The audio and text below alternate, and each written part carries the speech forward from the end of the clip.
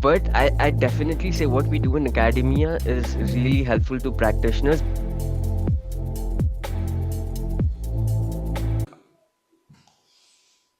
Hello, ladies and gentlemen, and welcome to our latest episode of Pioneers Pathway podcast. I'm sure you will remember me by now. My name is Liam Villani, and I'm joined by my co-host and amazing friend Sharia Garkul. Sharia, how are you doing? You all good? All good, Liam. All good. We are, back with another episode, back with another bang, as they say. Yeah, we've done quite a few sort of episodes, just us two talking about various different things like that, right? But now we've got a guest, we've got a really exciting guest, and it's very close to home, no, very geographically close to me as well. But we're so excited to welcome Nilesh to our show. Nilesh, how are you? You okay? Thank you for inviting me. It's been a pleasure to be here. So, Good, good, good. And we were so excited to have you. I've got to know you quite well over the past few months over here at IE, correct, and it's a correct. super exciting and sort of interesting background and what you're doing at the moment. So it's great to have you on. Maybe you can just Thank do a short introduction to yourself, what you're doing at the moment, like your interests, things like that. Maybe you can tell our viewers about that. For sure. So, hello everyone. Right now, I am a PhD student in my second year in the entrepreneurship department at IE Business School. That's where I met Liam, and I'm currently investigating Venture Studios, which is a kind of an entrepreneurial support organization. I'll say very much similar to what an incubator or an accelerator or few VCs might offer, but it's just a different form of an organization, and that's what I'm investigating. Prior to this, I worked for one myself. That's why I have interest in figuring out more about this stuff. I did that back in France. Right now I'm in Madrid. I love the city. I love where I am.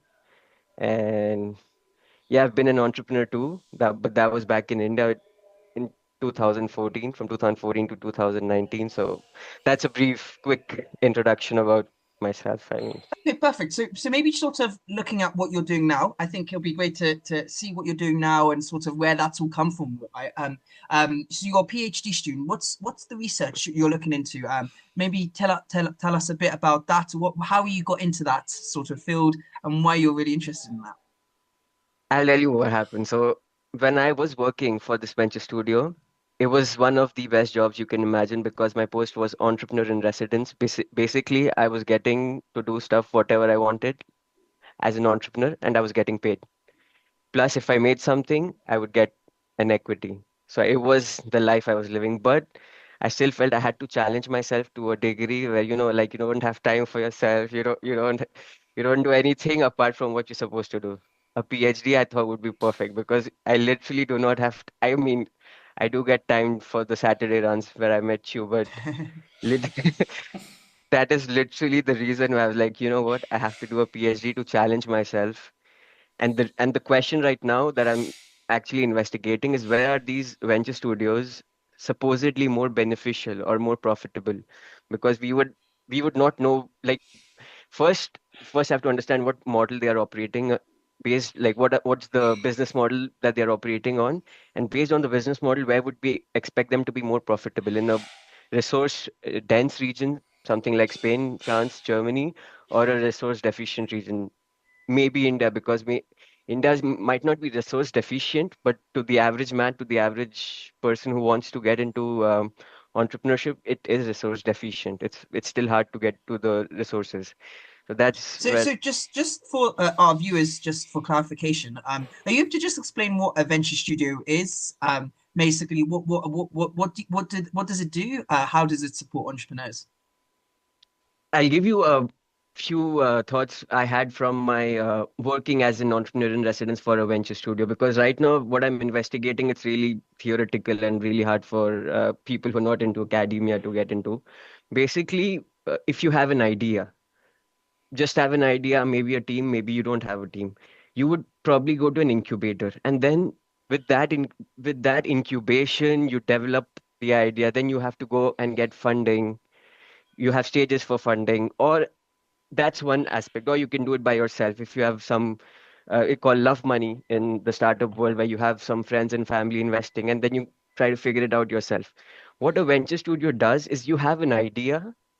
They The idea has to be worth it. That's one thing. And you probably cannot just be a first-time entrepreneur because in my experience from the venture studio I was working in, they were really focused on industry professionals or someone who's already had a startup in the past. So either profiles, you'd go to them with an idea. You don't need anything. You don't need money.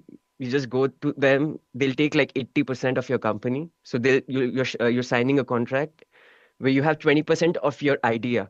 It's not yet a company. The idea is post a certain period of time and they're investing. So, and they value your company at €1 million. These are except from my uh, experience at a particular venture studio. There are different models, there are different ways these venture studios operate. The one I was working for, they'd value your company at $1 million. Amazing. They'd invest 200,000. So they take 80%, they invest 200,000. It's a model where you get a lot of, I'd say, leeway on working because they are taking up all the ancillary jobs that might be really hard for an entrepreneur, such as hiring, such as financing, such as I don't know, maybe coding. You focus on whatever your core competencies are. You do that. They build the team. They do everything for you. It's in a way we have this quote: getting a smaller piece of a bigger pie or a bigger piece of a smaller pie. So they, yeah, So if I'm not mistaken, it's a process. It's sort of an environment where you can take an idea, you're finding the idea, you're testing it out, you're iterating, experimenting, but all within a support bubble, so that you really just focus in on the idea. You're not having to worry about going out to investors, going out to hire people. That's all taken care of. You can just yeah, focus in on the idea. yeah. And in my experience and how these venture studios work, they are funded themselves either by the entrepreneur, by the CEO of the venture studio, who might be an ex-entrepreneur in my case, but there are also venture studios who take funding from venture capital. So it's an indirect way for venture capital to get early in on ideas, promising ideas.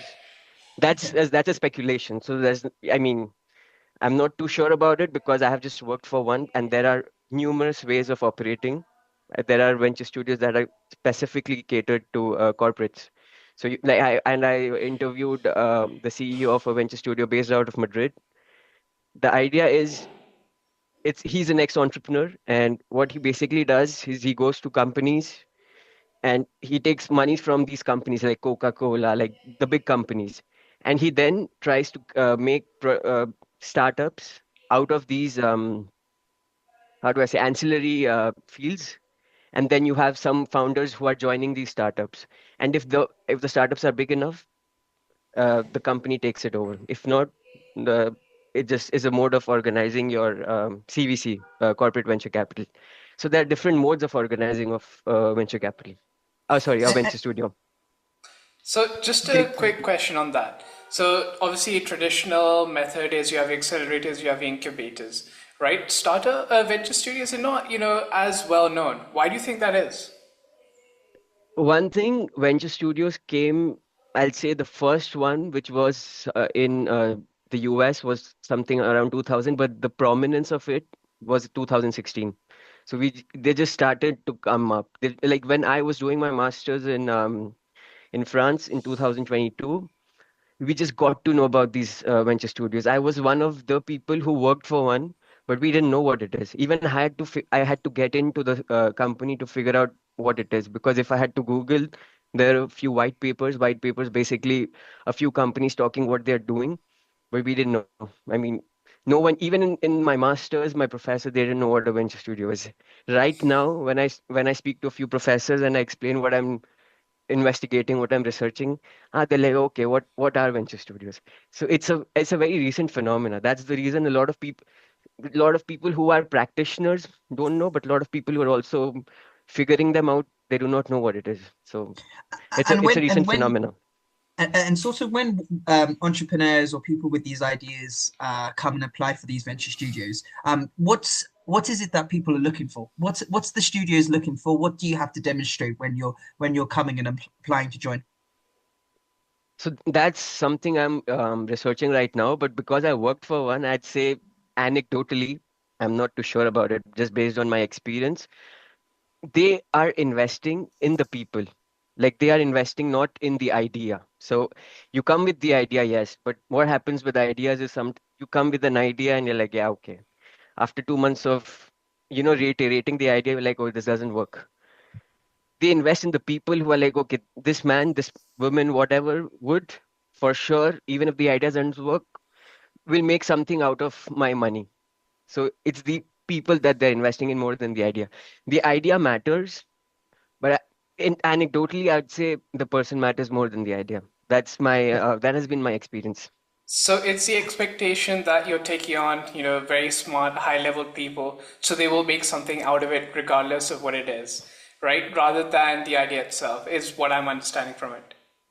I would say so, but when I think of it based on the entrepreneur, based on the person with the smart idea, why would that person need a venture studio? Now imagine that you are the smart person who probably is, I don't know, an ex-entrepreneur, or it's your new venture. Why would you need a venture studio now?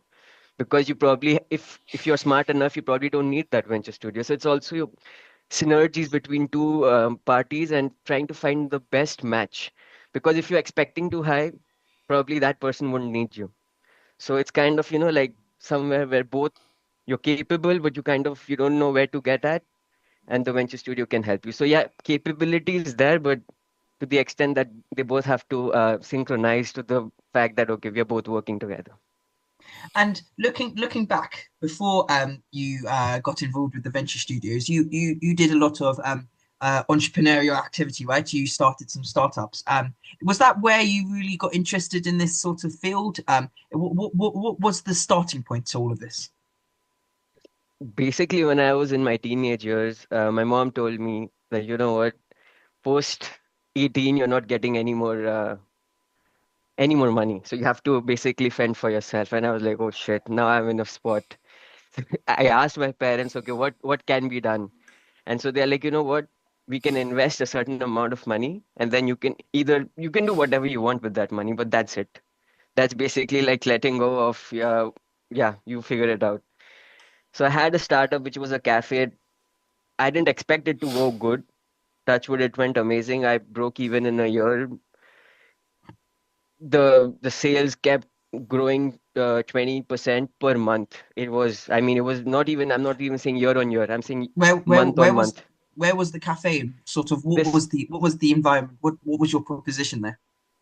so basically we started as a gaming parlor that was not a cafe at all. There was no food. We probably had some food which was not in-house food.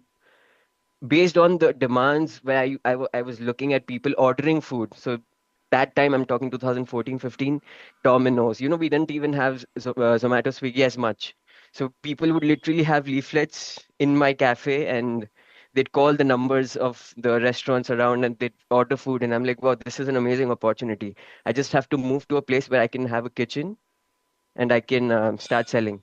So cafe was not the initial idea itself. It was a gaming parlor, and then the cafe became a hookah parlor. And at the time, hookah used to sell at 10x. So if you get something at 30, you could sell at 300. It was basically a money minting place. So it was hookah, you had gaming, you had food. It was fun. It was something, managing it was fun. Managing the legal challenges was fun. The thing about hookah is it still has its legal implications. It's gray. It doesn't come under alcohol. It doesn't come under regular tobacco. So it's a gray area. So it was fun managing a lot of stuff. In that time, I also invested in a few other startups because a lot of I was young myself. I was 19 when did that. And a lot of young kids would come up to me like, oh, I have this idea. I was like, go ahead, try it. It didn't make a lot of difference to me to invest in that because it was small amounts anyways, but it was like, wow, this is a culture that we're developing. And in the cafe, a lot of people used to come and sit at tables and just talk about startups, which I was not expecting at all. It was not an idea that I was expecting. I'm like, wow, this is fun. This is cool. And then after that, sort of what how did that finish off? Did you decide now's the time I want to get out of this? I want to move and do something else. I want to come to Europe. So 2019, I was lucky to divest 95% of the stakes. I still kept five just because of issues with the name. I didn't want to totally give the name off, so I had to keep 5%. And I was lucky because 2020 COVID happened. I sold it 6 months before COVID, and I think the ones I sold it to couldn't manage, I think, 4 months during the COVID period because the rents are really high. One thing about these places are the rents are super high. If you do not make money every day, so there's no holidays. One thing, if you have a cafe at a prime location, it has to run all the time, even like odd times. Every day it has to be open.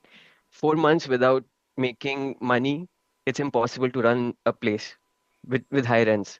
So that closed. I was lucky there, and then I was like, and the reason I sold it because I wanted to be honest, step into uh, cloud kitchens, something which I was really thinking was a big thing there then, but it wasn't. And now Swiggy and Zomato, they're killing the percentages of these cloud kitchens so much because I have so many friends who are into it, and I made so many friends at the time who were in cloud kitchens prior to Zomato and Swiggy becoming super big.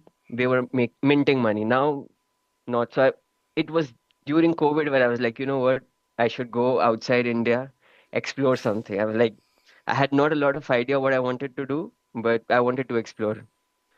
So I moved to France 2020 during COVID. So it was still COVID then.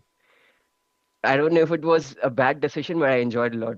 So I had fun. France was amazing. And I did my master's in entrepreneurship. I got an internship at a big company. I mean, it was fun, but I knew it was not something I'm gonna uh, I wouldn't want to continue. And then I got another internship at a venture studio, which I converted into a job. So that has been And kind of the journey.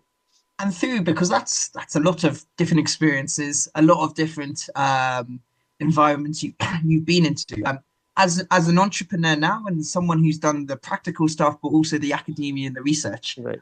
what are the traits which you think really matter when someone wants the success in the entrepreneurial world? What traits are really key, and can that be developed? Are these things able to be developed, or is this something just innate?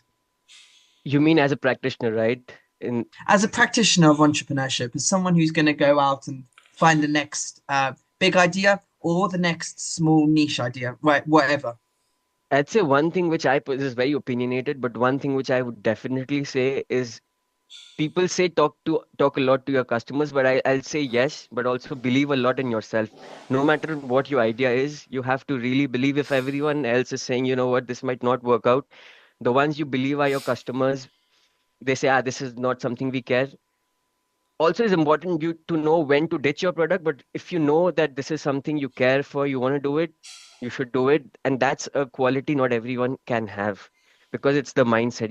Keep going at it, even if you're not making money, even if everyone's saying that this is shit, you have to keep going. That's my experience because when I just started this, I was young and people were like, ah, in Kolkata, where you don't need, like, Kolkata is still considered not a place with a lot of disposable income. Now it's been changing since a while, but when I started, people were like, who's going to invest? Who's going to pay so much to play? Who's going to, but I was like, you know what? We need these stuff. Kolkata might not have a lot of disposable income, but there is money. So Yeah. I'd No, say exactly. that, Sorry, go ahead. Go ahead. no, no, I'd say that the trade is to believe in what you're doing. That's important. Believe in what you're doing. And But sorry, okay, sorry, go ahead. now I was just sort of following on from that. Liam also mentioned the theoretical aspect of it. So how do obviously now that you're working on the PhD, you've done the masters. Do you see those things that you've learned there being used by other businesses, not obviously yourself, but other people out there? You mean academia being used in practitioner world? Exactly, exactly. Whether it's I'd by say, see, choice or just through coincidence. I'd say a lot of what we do in academia. So I'm very new. It's just been 2 years, but and in my initial days, even I was a bit skeptical and like, what are we actually doing? But I definitely say what we do in academia is really helpful to practitioners because when I was also in my master's, I didn't know how to distribute equity between my founders. So when I was in my master years, we created two startups. One got 2,500 euros prize, another didn't make it through anything. But we had a lot of fun. Now, how do you distribute equity between two founders coming out of a master's? Common knowledge would say let's do 50-50. Or if there's 333, 425, like let's divide equally. But is that an optimal way to distribute equity? We do not know it. Neither do practitioners. Academia can actually figure it out. And my master thesis was this, and we did figure out that that's not an optimal way to distribute equity. Might not be directly applicable right away, but over time, if this knowledge is more diffused across students, across people who want to be entrepreneurs, that 50 that distributing equity is not optimal. I think I think it does make sense to the practitioner world that right now, if I want to do a startup with someone, I don't mind getting 25% or 75%. But 50-50 implies that we are both putting equal effort, we are both equally invested, which is not the case, which is never the case. I mean, based on a lot of interviews, a lot of things, a lot of breakups, the startup breakups happen because of equal equity, which is not optimal. Sort of moving away from sort of startup experience, but Hmm. also your academia. What other traits are crucial for entrepreneurs, both in sort of maybe I'm going to say sort of we met through the running club, and a lot of people say there's a big correlation between entrepreneurs and people who do sports and people who look after themselves and people who go out and travel. And you've been to many different countries, you've seen different cultures and environments. Do you think these kind of things are making an impact in your mindset and your ability to find those ideas? I'd say yes. I do something every other day, get out of the house, do something, because if you're stuck in front of your laptop, you don't get ideas. I had been working on for something for 2 weeks straight, and I was like, I don't know how to progress because I was stuck at some theoretical I wanted to create a theoretical contrast. I went to a conference and I was like, wow, I found my contrast. So getting out there, meeting people, going to events is really important. Doing stuff is really important because it frees your mind. Your mind has to be free when you're working. Specifically when you're doing a PhD where you have to do a lot of work in front of your laptop, it can get to you. So going out there, traveling, meeting people, going running, I think that really clears your mind and makes you perform So better in my experience. as an entrepreneur or someone in business, that those are those that's crucial, right? That's crucial to I definitely having say that. having that success. No, no, No, really interesting. it's a very valid point, right? Because Nilesh, you probably know that, in Bangalore, if you go to any coffee shop, you'll meet like 15, 20 founders there, right? It's basically where all these guys hang out and work. Right. But And it's it's the really same in Madrid. important. It's the same in Madrid, right? You go to the coffee shops and it's full of professionals. But you also go to you talk to people at the gyms. People go and halfway through the day, it's not even at the end of the day. They'll go for a gym session, right? They The- get out of the office, go for an hour for a gym session, come back, and you're there, right? And there's a lot of entrepreneurs and people in the entrepreneurial world doing that. A lot. I think we have even events which are specifically catered to certain types of entrepreneurs. There's a climate coffee in Madrid, which is about people who want to do something about the climate. I've been there. It's really amazing. It's a fun crowd. You talk to people. There are VCs, there are entrepreneurs, there are academics, there are a bunch of people talking about climate entrepreneurship. So there's also events specifically catered to people who want to solve some climate issues or Yeah. something like that. So it's really cool. No, really interesting stuff. I think we'll move on to the rapid fire questions because I'm so excited. I've got some really interesting questions. Hopefully, will lead on from our discussion. But the first one I wanted to ask is, who is your favorite entrepreneur, and why? If you could elaborate a bit, that would be perfect. I'd say my father. I mean, Okay. my Yeah. father, How come? so he got his business from his father, but he expanded his business from one shop to four, from zero factories to one factory. And I don't know, a lot of the values, a lot of the mindset that I have is because of my father. He taught me things when I was 14, 15, And I was like, wow, these things are still valid. And I'd say a lot of, and also when you're seeing your father uh, sell, you kind of get the qualities yourself. Like, wow, selling is important, and how you sell is very, very important. You don't sell, you have to sell some interesting thing, and that I learned from my father.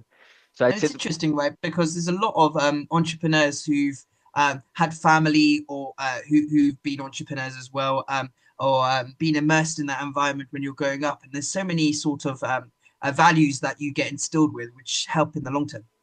totally, totally, totally. Yeah. So the second one was your favorite book and why, or if it's not a book, your favorite author and why. How not to give a fuck. I forgot the name of I think Mark Robinson, or I forgot the name. It is one of the best books I've read. 10 Ways Not to Give a Fuck. I should. It's been a while I've read it, but I'll maybe send it to you later. It just says that it's very much about your life, so not about entrepreneurship in general, but basically do whatever you want to do. People anyways don't matter. I mean, given a long enough time horizon, people come and go, and we put too much emphasis on what someone else might think of us, and we're like, I should not do this, I should not dance in the rain. Maybe someone's watching me and they'll think I'm a madman. But do whatever you feel is important in your life. Okay. And the final one was and this is quite interesting actually. If you knew all the information you do know now, right? And if you could have gone back 30 to 40 years ago, what industry would you have gotten into as an entrepreneur and why? Just pick one industry. Obviously, everyone's going to say every single industry which makes billions of pounds. But if you could just pick one industry, knowing the knowledge you do know now, but 30 years ago, what would you pick?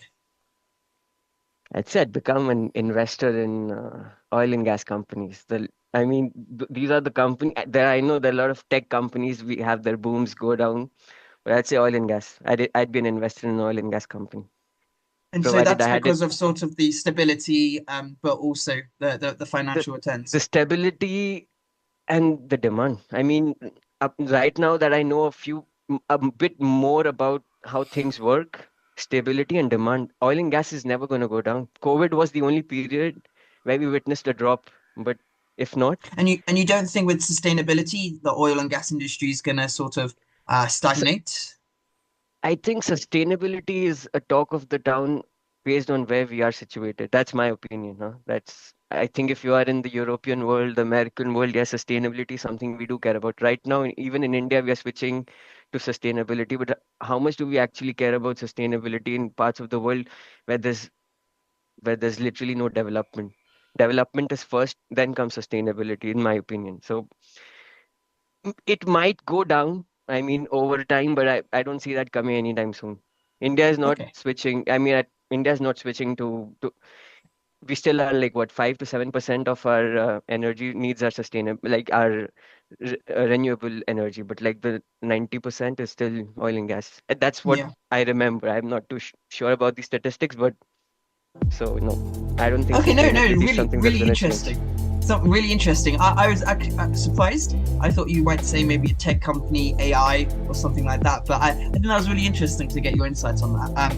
But no, I think we'll probably end it here because we've had such a wide-ranging conversation, discussion, Venture Studios, your experiences, and your sort of your thoughts on the entrepreneurial world, which is amazing.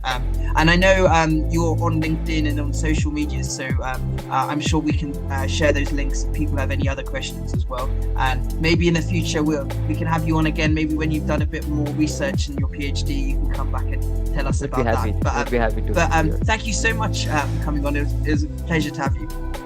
Thanks a lot for having me.